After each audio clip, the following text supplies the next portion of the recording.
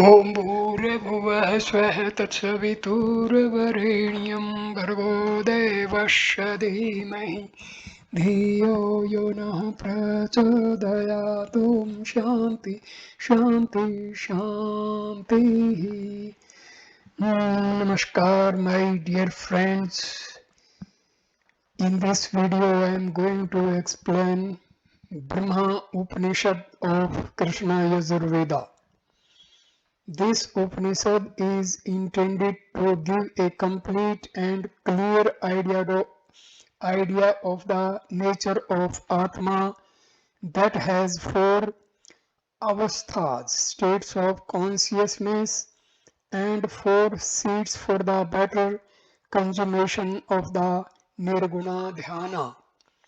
Om Śaunaka Mahāśala questioned the holy sage Pippalada of Aṅgiras goṭras thus: in this beautiful Brahmapura of body, the fit residence of divine beings, how are the deities of Vak etc. located? How do they function? To whom belong this power? He to whom this power belongs, what is he? Vak means speech.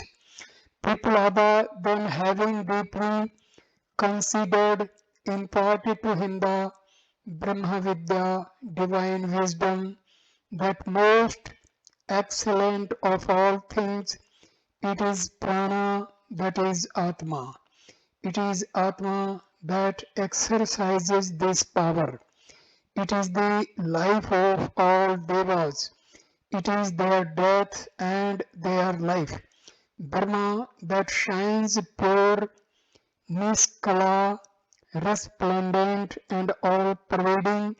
In this divine Brahmapura of body rules all the Jīva, identifying himself with the inḍriyas, rolls them like a spider. The spider throws out from a single thread out of his body a whole web and draws it into himself by that same thread. So, prāṇa, whenever it goes, draws after it the objects of its creation, Vak etc. During sushupṭi, the prāṇa goes to its seat, Brahma, through the nādis, of which is the devata like an eagle, but making air as the means of communication, reaches his abode. They say, as Devadatta, though beaten during sushupṭi by a stick etc., does not move, so also the actor does not suffer or enjoy for the merits or demerits of religious actions. Just as a child obtains happiness without desiring for it in play, so also Devadatta obtains happiness in sushupṭi. He certainly knows being Param-Jyotis, and the person desiring Jyotis enjoy bliss in the contemplation of Jyotis. Then he comes back to the dream plane by the same way, like a caterpillar. It remaining on a blade of grass first puts forward its foot on another blade in front, conveys its body to it, and having got a firm hold of it, then only leaves the former and not before. So this is the Jagrata state. As this Devadatta bears all at the same time 8 skulls, so this Jagrata The source of Ḍevas and Vedas clings to a man like the breast in a woman during the Jagrata avasṭhā. Merit and demerit are postulated of this Deva power. He is capable of great expansion and is the inner mover. He is Khaga, bird, Karkata, crab, Puskara, Akash, prāṇa, pain, Prapra, Āṭmā and Brahman. This deity causes to know. He who knows thus obtains Brahma, the supreme, the sport of all things, and the Akshetrajana. He obtains Brahma, the supreme sport of all things, and the Akshetrajana. The Purusha has 4 seats: navel, heart, neck, and head. There Brahma with the 4 feet specially shines. Those feet are Jagrata, Swapna, Sushupṭi, and Turiya. In Jagrata he is Brahma, in Swapna Vishnu, in Sushupṭi Rudra, and in Turiya the supreme Aksara. He is Aditya, Vishnu, Ishvara, Purusha, prāṇa, Jīva, Agni, the resplendent. The Parabrahma shines in the midst of these. He is without manas, ear, hands, feet, and light. There the worlds are no worlds, Devas, no Devas, Vedas, no Vedas, sacrifices, no sacrifices, mother, no mother, father, no father, daughter-in-law, no daughter-in-law, Chandala, no Chandala, Polkasa, no Polkasa, Sramana, no Sramana, hermits, no hermits. So one only Brahma shines as different. In the Hriyakas, Akas in the heart is the Chidakas, that is Brahma. It is extremely subtle. The Hriday Akas can be known. This moves in it. In Brahma everything is strung. Those who thus know the Lord know everything. In him the Devas, the worlds, the Pitris, and the Rishis do not rule. He who has awakened knows everything. All the Devas are in the heart. In the heart are all the prāṇas. In the heart are Param-Jyotis and that 3-plied holy thread. In the heart, in Chaitanya, it prāṇa is. Put on the Yajurveda holy thread, the supreme, the holy, which came into existence along with the Prajapati, which gives long life and which is very excellent. Let this give you strength and tejas. The wise man, having shaved his head completely, should throw away the external thread. He should wear as the holy thread the supreme and indestructible Brahma. It is called Sutra because Suchanat, indicating that the Brahmana, he has crossed the ocean of the Vedas, on that the Āṭmā is in the heart. Sutra means the supreme abode. He who knows that Sutra is a Vipra Brahmana, he has crossed the ocean of the Vedas. On that Sutra thread, everything is strung like the beads on the thread. The yogin, well versed in yoga and having a clear perception of truth, should wear the thread. Practicing the noble yoga, the wise man should abandon the external thread. He who wears the sutra as Brahma, he is an intelligent being. By wearing the sutra, he is not polluted. They whose sutra is within, whose yajnopavita is jnana, they only know the sutra and they only wear the yajnopavita in this.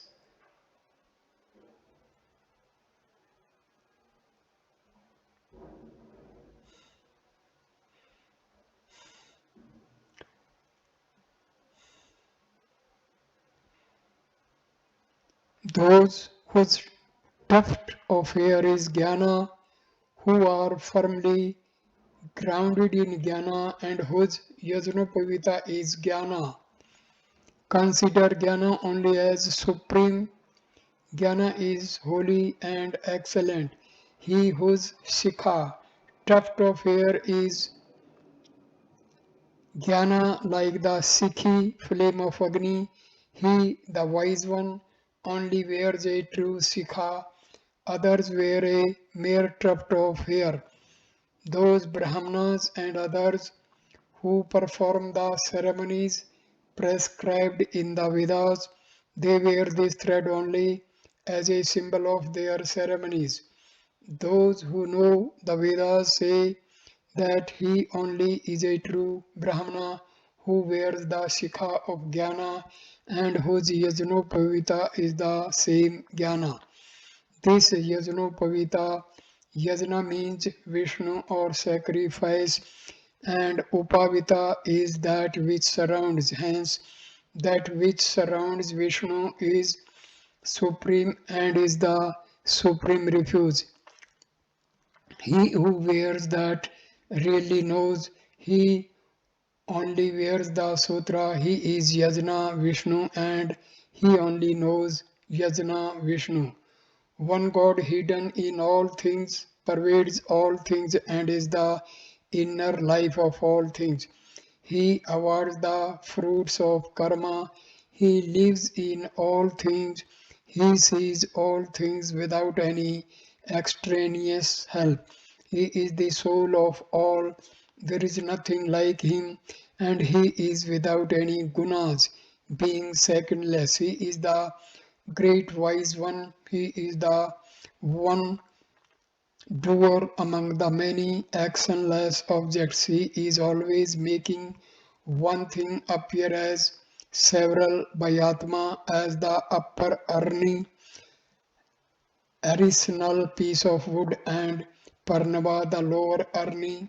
By constant practice of dhyāna, one should see the concealed deity as the oil in the sesame seed, as the ghee in the curds, as the water in the rivers, and as the fire in the arni. So they who practice truth and austerity see him in the buddhi, as the spider throws out and draws into itself the thread, so the Jīva goes and returns during the Jagrata and the Swapna states. The heart is in the form of a closed lotus flower with its head hanging down. It has a hole in the top. Know it to be the great abode of all. Know that during Jagrata it Jīva dwells in the eye, and during Swapna in the throat, during sushupṭi it is in the heart, and during Turiya in the head. Because Buddhi unites the Pratyagaratma and the Paramatma. The worship of Sandhya union arose. So we should perform Sandhya Vandana rites. The Sandhya Vandana performed by dhyāna requires no water. It gives no trouble to the body or the speech. That which unites all things is the Sandhya of the one-staffed sannyasis. Knowing that from which speech and mind turned back without being able to obtain it, and that which is the bliss of Jīva, the wise one is freed. The secret of Brahmavidya is to reveal the real nature of the Āṭmā, that is all-pervading, that is like ghee in the milk, that is the source of Āṭmā and tapas, and to show that everything is in a sense one. So ends the Brahmapunishaḍ. So further explanation of Brahma Upanishad.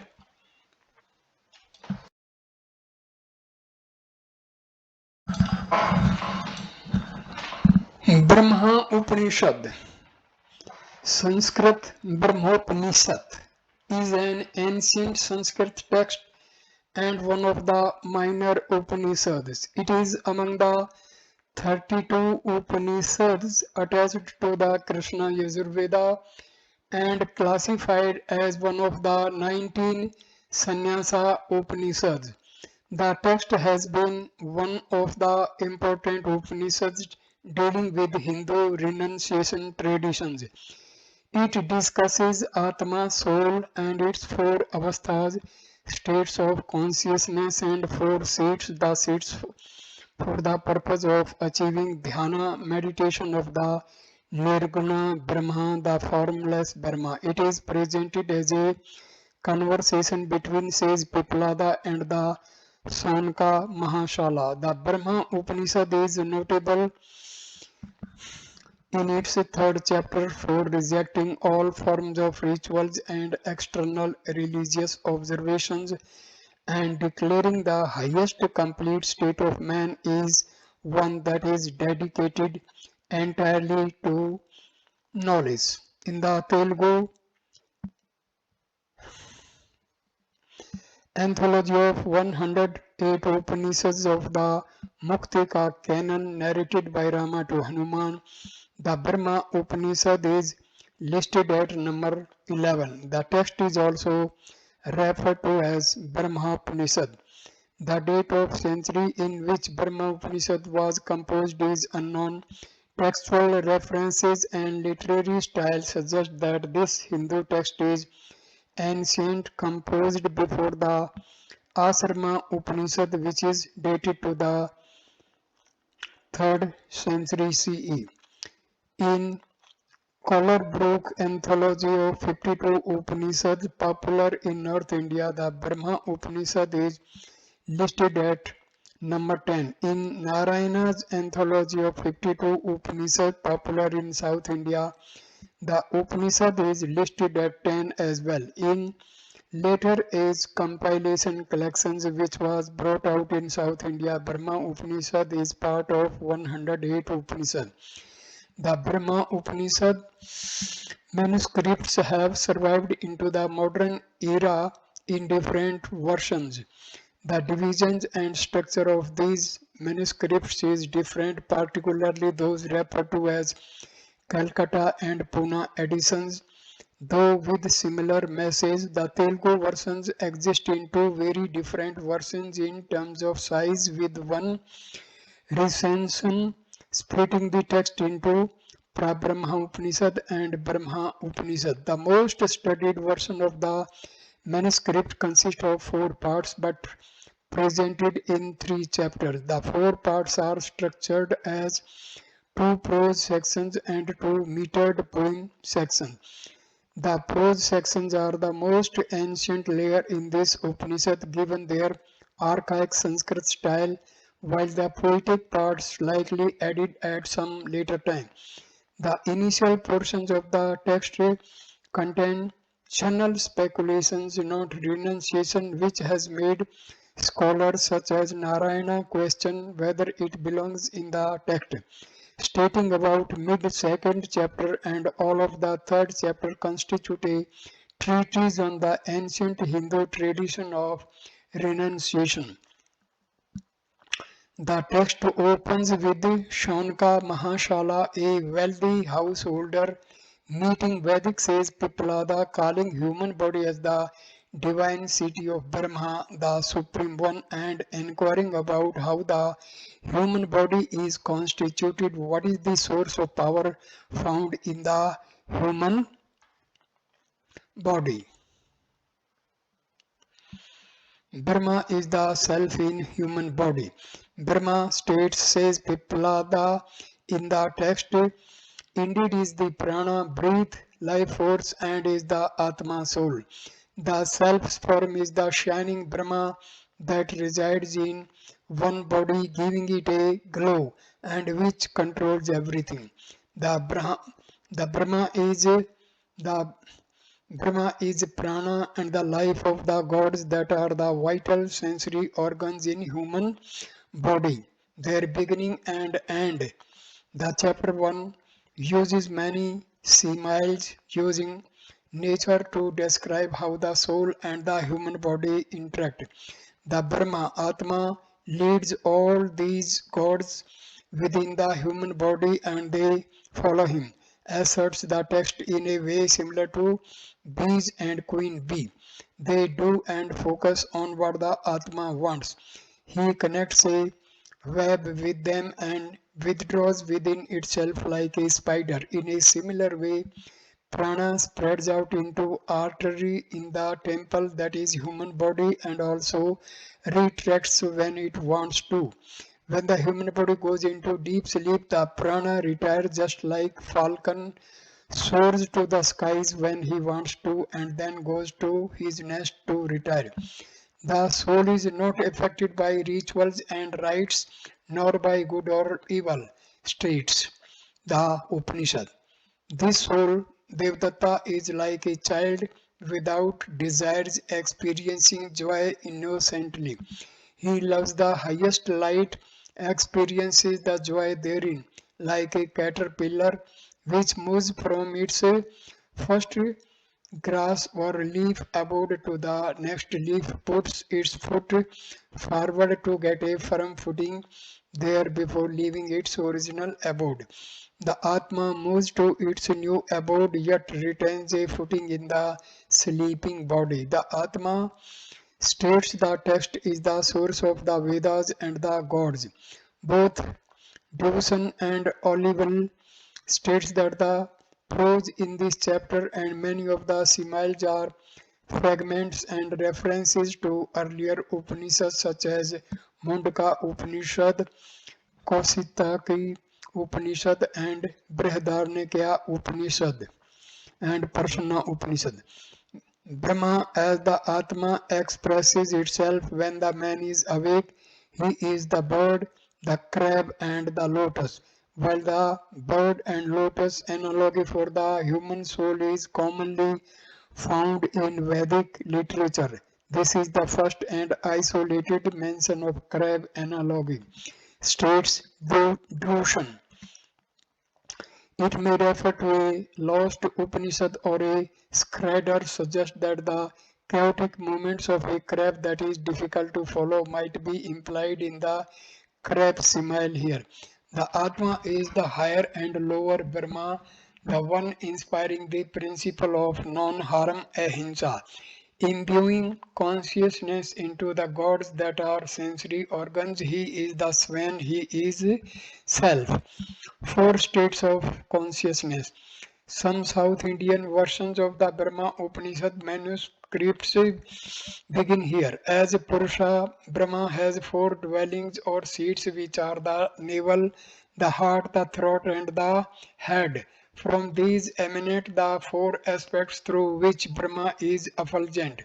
These are the state of wakefulness representing God Brahma, the state of dreaming which denotes God Vishnu, the state of dreamless sleep, that is Rudra form, and the transcendental imperishable state of Turiya, in which Brahma is supreme.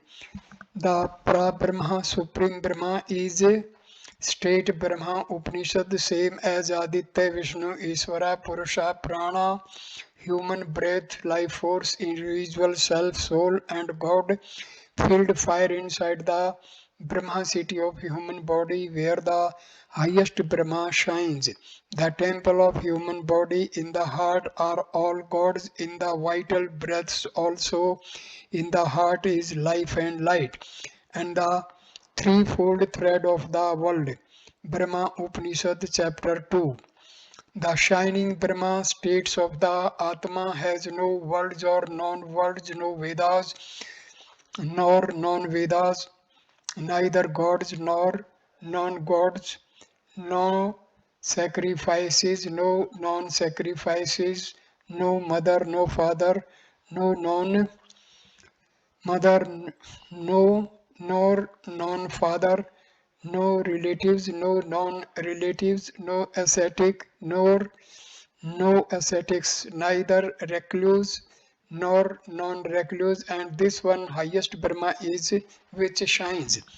This Atma, this Atman Brahma lives in the space of one's heart, but a universe is in it. Viewing all we experience, the same soul is ever present in all living creatures, and to know this soul through meditation is to become the highest Brahma. This knowledge is liberation, states the Brahma Upanishad. In this spirit, in this heart, in this consciousness, it is renunciation. Put away the sacred thread and shear of the tied tuft of hair on your head, states the text. As it begins its discussion of renunciation, abandon the external rites and rituals and rest in peace with your soul and pursuit of its wisdom. The one who does so has understood the Vedas. Everything in this universe is interwoven into the Āṭmā Brahma like rows of pearls upon a string. It is this string a yogi who understands the truth of yoga should wear. Knowledge is the hair tuft, knowledge is his sacred thread, knowledge to the renounced is the highest, states the text. Knowledge is the incomparable means of self-purification, the state of purity, the means of purification. The Brahmin translates devotion is engaged in Vedic duties wearing the hair tuft and the external sacred thread when doing the ritual works, but is the one who wears knowledge as his hair tuft and internal sacred thread is the true state of Brahmin. The Brahma Upanishad then references and includes a fragment from the Shvetavasara Upanishad chapter 6 stanza 11. The one God hidden in all the beings, all-pervading inner soul of all, the observer of works, abode of all beings, witness, knower, alone, without gunas. Brahma Upanishad chapter 3. The all-pervading Āṭmā, like butter concealed in milk, is self-knowledge, self-discipline, rooted is the final goal of the Upanishad. Brahma Upanishad closing verses. Self-knowledge. The sage is within one's own soul, and those who knows this have external peace, asserts the text. One should make one's self as lower churn stick, fire stick, the Om, the upper churn stick. Then rub them through meditation to see the godly latent fire within. Just like there is butter in milk, oil in seeds, water in streams, fire hidden in dormant chum stick, there is Atma within to be found through meditation, and with such wisdom asserts the text one's soul unit.